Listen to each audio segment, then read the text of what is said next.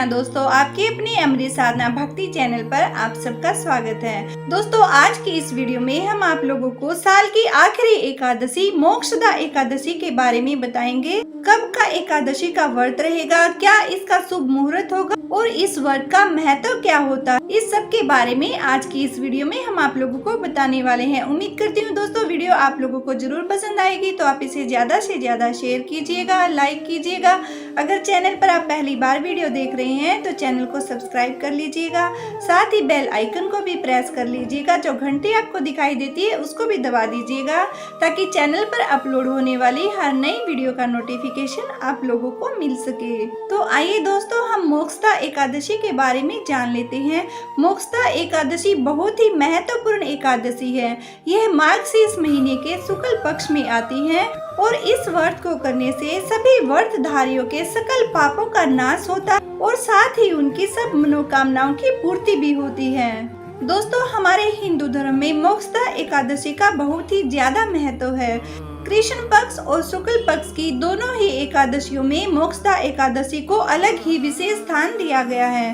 दोस्तों, शास्त्र में कहा गया है कि हमें शुक्ल पक्ष और कृष्ण पक्ष की एकादशियों में भेद नहीं करना चाहिए। हमने सुना है कि कुछ लोग होते हैं वो सिर्फ शुक्ल पक्ष की एकादशी को ही बड़ी एकादशी मानते हैं, लेकिन ऐसा वास्तव में नहीं होता है, क्योंकि भगवान की दृष्टि में दोनों ही एकादशियों को समान बताया गया है। इनमें किसी भी प्रकार का भेद करना उचित नहीं है। साल में हमारी 24 एकादशियां होती हैं और लोन मास की 2 एकादशी मिलाकर हमारी 26 एकादशी हो जाती हैं। तो दोस्तों, इन सब एकादशियों का बराबर समान महत्व होता है। दोस्तों, अभी मार्गशीर्ष का महीना चल रहा है, तो ये विष्णु भगवान की पूजा के लिए विशेष महीना माना जाता है और इस महीने में मोक्षदा एकादशी मोक्ष को देने वाली होती है, इसलिए इस एकादशी का विशेष महत्व माना जाता है। दोस्तों, इस एकादशी का हमारे हिंदू धर्म में विशेष महत्व क्यों है वो भी हम आप लोगों को बता देते हैं। सबसे पहले तो ये है कि इसके नाम से ही जैसे कि पता चल रहा है आप लोगों को, ये मोक्ष को देने वाली एकादशी है। और दोस्तों, इंसान की धर्म कर्म का उद्देश्य ही मोक्ष प्राप्ति होता है, तो इसलिए मोक्षदायिनी होने के कारण यह एकादशी खुद में ही विशेष हो जाती है। दूसरे, इसे बहुत ही शुभ फलदायी कहा जाता है, क्योंकि इस व्रत को करने से व्रतधारियों के सब पापों का नाश हो जाता है। जो भी उनके कलमश होते हैं वो धुल जाते हैं और जो व्यक्ति पूरे विधि विधान के साथ इस मोक्षदा एकादशी के व्रत को करते हैं उनकी सब इच्छाओं की पूर्ति भी होती है, उनके नवीन पुण्यों का उदय होता है, मोक्ष के द्वार उनके लिए खुल जाते हैं। और एक तीसरा कारण और है जो कि इसे खास बनाता है, और दोस्तों वो है कि श्री कृष्ण भगवान ने अर्जुन को जो गीता का उपदेश है वो इसी दिन, इसी एकादशी के दिन प्रदान किया था और इसी वजह से गीता जयंती भी इस दिन मनाई जाती है। तो दोस्तों, मार्गशीर्ष के महीने में एकादशी का व्रत करना, गीता का पाठ करना, गीता के अध्यायों का श्रवण करना, ये बहुत ही महान पुण्यों को देने वाला होता है। शास्त्र श्रवण और एकादशी व्रत से हमारे सब पाप नष्ट हो जाते हैं और हमारे जीवन के पुण्यों का उदय होकर हमें मोक्ष की प्राप्ति होती है और भक्तों की मनोकामनाएं भी पूर्ण होती हैं। इसलिए दोस्तों, इस एकादशी को हरि की प्रिय एकादशी कहा जाता है। और दोस्तों, जैसे कि आप लोग जानते ही होंगे, जो एकादशी का व्रत होता है इसे सब व्रतों का राजा कहा जाता है। बड़ी कठिन तपस्या वाला इस व्रत को कहा गया है। और दोस्तों, ये एकादशी इतनी खास क्यों है ये भी हम आपको बता देते हैं, क्योंकि सर्वार्थ सिद्धि योग में मोक्षदा एकादशी का व्रत आ रहा है।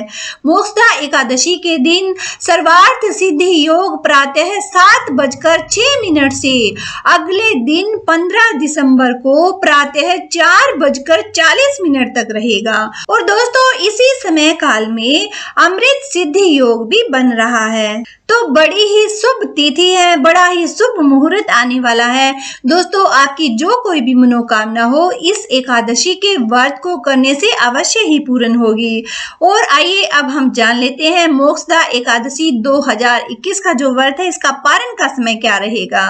जो लोग 14 दिसंबर को मोक्षदा एकादशी का व्रत रखेंगे उनको व्रत का पारण 15 दिसंबर को प्रातः 7:06 से सुबह के 9:10 के बीच कर लेना चाहिए।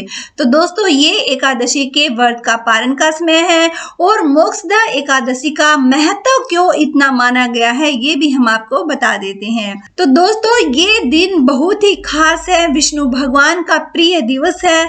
और अगर आप लोगों के कोई भी कार्य हैं जो कि आपके नहीं बन रहे हैं या बनते बनते आपके बिगड़ जाते हैं, तो दोस्तों इस एकादशी पर आप संकल्प लेकर के व्रत कीजिएगा और अपनी मनोकामना को भगवान को कह दीजिएगा। भगवान की कृपा से आपकी इच्छा अवश्य ही पूर्ण होगी। दोस्तों मोक्षदा एकादशी पर कुछ विशेष उपाय किए जाते हैं जिनको करने से हमें कोटि गुना पुण्य फलों की प्राप्ति होती है। इसके लिए हमने पहले ही एक वीडियो आप लोगों के लिए बनाई है। शास्त्र विधि के अनुसार कहां पर आप लोग दीपक जलाकर क्या फल पा सकते हैं वो सब हमने उस वीडियो में आप लोगों को बताया है। अगर आप लोगों की इच्छा है तो आप उस वीडियो को जरूर देखिएगा। दोस्तों मोक्षदा एकादशी के महत्व को हमने जान लिया, इसके शुभ मुहूर्त को हमने जान लिया और इस पर विशेष क्या उपाय करने चाहिए उसके लिए हमने आप लोगों के लिए पहले ही एक वीडियो बना चुकी है। दोस्तों मोक्षदा एकादशी के व्रत को पूर्ण विधि विधान के साथ करना चाहिए, तभी यह फलदायी होता है। और अब हम आपको इस व्रत की विधि बता देते हैं, किस विधि से आप लोगों को ये व्रत करना चाहिए। दोस्तों दशमी की तिथि से ही हमारा एकादशी का व्रत आरंभ हो जाता है। तो दशमी की रात्रि को आप लोग भोजन करने के उपरांत दातुन कुल्ला करके शुद्ध हो जाइए ताकि आपके मुंह में कोई जूठन ना रहे। दोस्तों एकादशी के दिन प्रातःकाल स्नान करके पवित्र वस्त्र धारण करके जब विष्णु भगवान का पूजन आरंभ करेंगे तो सबसे पहले आप लोग व्रत का संकल्प कीजिएगा। किस प्रकार से आप व्रत रखना चाहते हैं, आप दिन में एक बार फल लेना चाहते हैं या रात्रि में एक बार अन्न ग्रहण करना चाहते हैं या निराहार निर्जल रहकर व्रत को करना चाहते हैं। अपनी शारीरिक दशा और सुविधा के अनुसार आप लोग अपने व्रत का संकल्प लीजिएगा। धूप दीप नैवेद्य से ताजा फल फूल से विष्णु भगवान का पूजन कीजिएगा। एकादशी की कथा का पाठ या श्रवण कीजिएगा और फिर विष्णु भगवान की आरती जरूर कीजिएगा। एकादशी की आरती की भी हमने वीडियो आप लोगों के लिए स्पेशल बनाई हुई है, आप लोग उस एकादशी की आरती को भी सुन सकते हैं क्योंकि दोस्तों एकादशी के व्रत में एकादशी की आरती करना बहुत ही जरूरी होता है। आरती के अभाव में आपके पूजन को पूर्णता नहीं मिल पाएगी। तो दोस्तों कथा करने के बाद आप आरती जरूर कीजिएगा और अंत में भगवान से क्षमा याचना जरूर कर लीजिएगा। सूर्य भगवान को जल अर्पण करके दिन भर आप भगवान का स्मरण करते रहिएगा और फिर संध्या काल में पूजन करते समय विष्णु भगवान के विशेष स्तोत्र मंत्र के द्वारा उनका पूजन पाठ कीजिएगा। हो सके तो रात्रि में जागरण कीजिएगा क्योंकि दोस्तों जागरण करने से विष्णु भगवान अति हर्षित होते हैं। जागरण का किसी भी व्रत में विशेष महत्व होता है। और फिर द्वादशी के दिन स्नान करके भगवान का पूजन करके ब्राह्मण को भोग जरूर खिलाएं। ब्राह्मणों को भोजन और दान दक्षिणा देने के बाद ही आप लोग अपने व्रत के संकल्प को छोड़िएगा और उसके बाद ही आप प्रसाद को ग्रहण कीजिएगा। हो सके तो दोस्तों किसी गरीब व्यक्ति को भोजन जरूर कराइएगा। अन्न धन वस्त्र से जो भी आप दान कर सकते हैं अपनी सामर्थ्य के अनुसार वो आप दान भी कर दीजिएगा ताकि आपके व्रत का जो फल है वो बहुत ही प्रभावशाली हो सके। और दोस्तों एकादशी के व्रत में चावल का प्रयोग नहीं करते हैं तो आप द्वादशी के दिन चावल से ही श्री भगवान का भोग लगवा सकते हैं। उन्हें खिचड़ी का प्रसाद बनाकर खिलाएं और खुद भी खाएं। इस प्रकार इस विधि से अगर आप व्रत करते हैं तो आपकी हर मनोकामना पूर्ण होगी।